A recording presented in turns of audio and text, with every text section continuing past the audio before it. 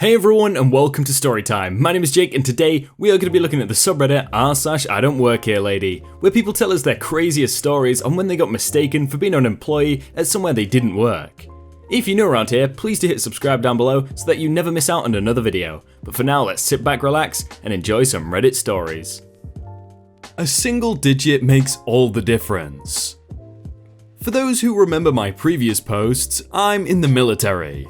I have been stationed in quite a few different places around the US and the world. Because of that, I have a cell phone number that is out of area and use it for just about everything.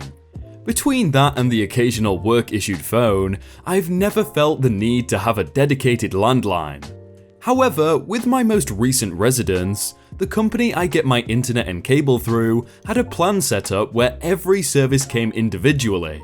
Or you could get a bundled box that had cable, internet, and phone. However, there was no cable/internet only option. Since the phone included bundle was cheaper than a la carte, I say hell with it, might as well. I even went ahead and got a cheapo phone and plugged it in. That was my first mistake. Apparently, this number was one number different from a local Domino's, a pizza place. Fortunately, I didn't have the company put my number on the commercial instead of their own problem we often see here, but I did have one person who managed to call me a few times, yes, more than once, instead of calling the pizza place. I can only guess that she had tried to program it into a contact entry and only ever went back to the contact each time, rather than dialing it outright. The first time the phone rang, I of course picked it up, curious as to who would be trying to call me on a number I hadn't actually given to anyone. That was my second mistake. The conversation should have been simple. Sorry, you have the wrong number. Oh, my bad, click. Were it so easy? Given that I'm here now, posting this story, we all know that's not what happened. Call number 1. Hello? That's no way to answer the phone for a restaurant. You should identify yourself and your company when you pick up. But this isn't a restaurant. This is my home line. Don't lie to me. Now, take my order. It's... Click. I hung up. Immediately, she called back. Hello? Still with this? What's wrong with you? Oh, really now? She opened the door of douchebaggery, so I'm more than happy to walk through it. Mentally cracking my knuckles, I engaged my finer messery side. Affecting a heavy twang, I said, "Hank's Roadkill Café. You kill it, we grill it. This is Hank Jr. speaking. How may I help you?" There was a few seconds of silence. Then, "What on earth are you talking about? I just want to order some pizza." "That's gonna be a bit of an issue, hun, seeing as how there ain't no pizzas running across the road for you to hit. How we gonna grill up dead pizza when there ain't no such thing? This is extremely unprofessional. Let me speak to your manager." "Hank! Hey, Hank! Get your butt over here." Then I hung up, thinking that would be the end of it. Surely no one would think that performance was a valid phone number for a pizza place. That was my third mistake. About 5 minutes later, she called back. Recognizing the number, I geared for messery round 2. Call number 3. Alfredo's Pizza Cafe, this is Mike. How may I help you? Wait, I thought this was Domino's. No, this location used to be a Domino's, but it was bought by Alfredo. Our prices are a bit more expensive, but what would you rather have? A medium amount of good pizza, or all you can eat of pretty good pizza? What can I say? I'm a diehard The Office fan. I'll tell you what I want to order. Stop trying to upsell me on things I don't need. She proceeded to launch into a rather lengthy delivery order with more than a few details, none of which I wrote down as I gave and gotchas throughout. Okay, I've rung all that up, and fortunately for you, we're running a special, half off for any order up to 8 pizzas. The total comes out to $63.50. What? That's so much more expensive than Domino's would charge. And that's half off? Yes, ma'am, but it's the best pizza in the city, according to the Scranton Times. Whatever, just get it here ASAP. She yelled her address at me, then hung up without even letting me try to confirm. 2 hours later, the number pops up on the phone.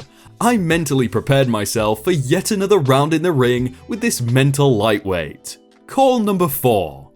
Alfredo's Pizza Café. This is Karen, sounding more like a banshee crossed with a diesel engine, as she was clearly a lifelong smoker doing her best to yell, "Where is my pizza?"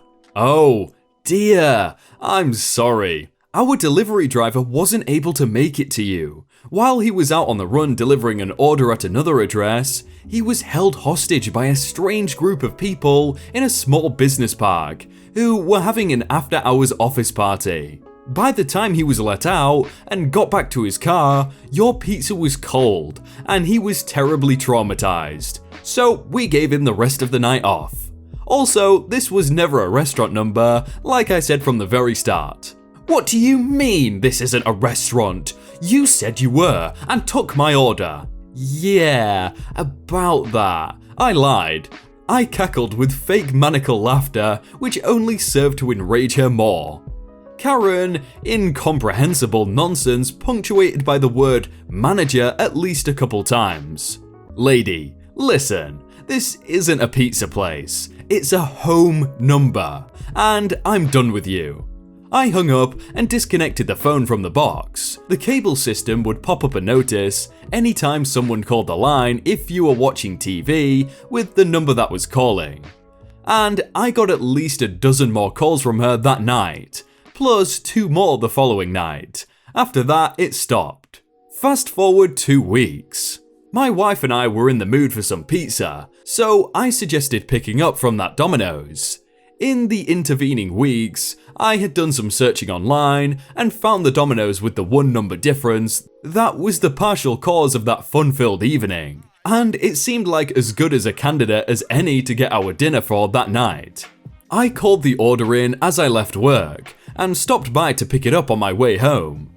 Waiting for it to finish in the oven, I recounted the story of what had happened to the cashier. She was floored. The look on her face was priceless. She explained to me that Karen had come into their location like a bat out of hell, looking to cause all sorts of misery, thinking they were the ones that had done this to her. She refused to listen to anyone explain that they had no idea what she was talking about, not even the manager, and eventually had to be removed from the location by cops, and was served with a trespass order. Fortunately, I have not received any subsequent calls from Karen. All told, it was well worth the time I spent on the phone with her. I never get people calling me like that saying, "Oh, is this a pizza place or a restaurant or something like that?" I really want a number that's close to someone just so I can mess with people like that. That was a brilliant story. I don't work here, or there, the Anti-Karen. With so many I don't work here stories with amazingly rude people, how about a change of pace? I was flying from Indianapolis to Portland via Las Vegas. I am disabled, an amputee, and am entitled to the early boarding granted to people with mobility problems.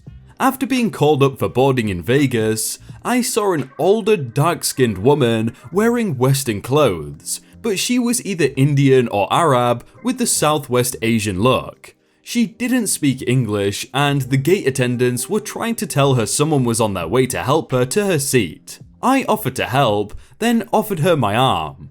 It took a while getting down the jetway, and with the flight attendants busy boarding passengers, I got the woman seated, then went to my own seat.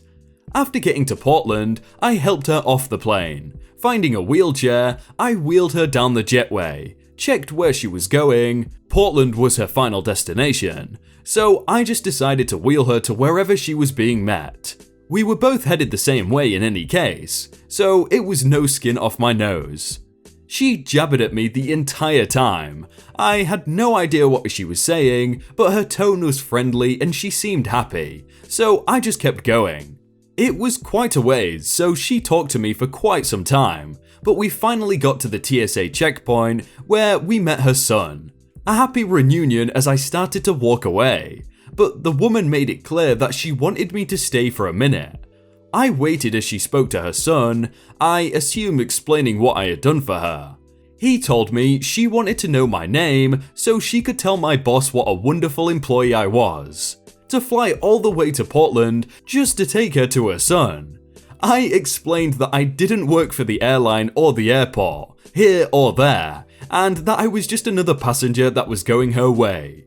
She was really confused by this. Apparently, Americans were not usually so nice to her. I explained we were both going the same way, and it really was no trouble at all. What do you call someone who is the opposite of a Karen? That was this lady. She didn't demand anything. Hell, she didn't even ask. I just offered help and she really appreciated it. And it gave me a warm fuzzy feeling that lasted for hours. The wholesome stories are back, finally. We do need a name for the anti-Karens though, maybe Helen? Susan's kind of a mild Karen, isn't it? I don't know, you guys pick one. When the swimming pool publish your number in their adverts and won't do anything about it, start taking bookings. My beloved grandfather, who is no longer with us, had an issue when the local pool/sports centre used his number by mistake in an advert. He lived in a part of the world with a unique legal system, becomes relevant later, so I will adapt the terminology to make it more global. He was in his 70s, extremely stubborn and a little devious. This was also nearly 30 years ago, so many more conveniences such as caller ID, etc. weren't around. The first call came when they had just returned to the house after it was flooded during an unusual high tide. Is that the swimming pool? No, you should have been here last week. A few more calls asking about facilities and opening times were answered politely because it wasn't the caller's fault, but the sports centre refused to do anything about it because they weren't being bothered by it. They suggested if it was a problem, he could change his number. He saw no reason for him to do this when the problem was made by him. So he decided to start taking bookings and giving out all the wrong information. This was the final call. The unwitting stranger. I would like to book a court. How much will it be to reserve it? My devious grandfather. $1,000 US. How much? $1,000. To reserve a squash court? I don't have any squash courts. I was quoting for a magistrate's court. After a little more back and forth, my grandfather explains to the unwitting stranger that she had dialed a wrong number because the sports centre had failed to correct a mistake. He gave them the right number, but asked the stranger to make sure she told the sports centre how infuriating it was to have her time wasted because of this mistake. The sports centre paid for the operator to screen calls from then on. Wow, that's really genius marketing right there. You know, let's put the wrong number on our paid for advert, but then when we put the wrong number on, it's not our problem. Wow, the marketing team must hate the HR or whatever it is. Hey everyone, I hope you all had a really good day and that you enjoyed that video. If you want to check out some other videos, then click on screen right now or check out the playlist down below. If you enjoyed that video, then please do leave a like. And if you want to submit your own stories, then you can do so by joining the Discord in the top link in the description. But thank you so much for watching and I will see you very soon.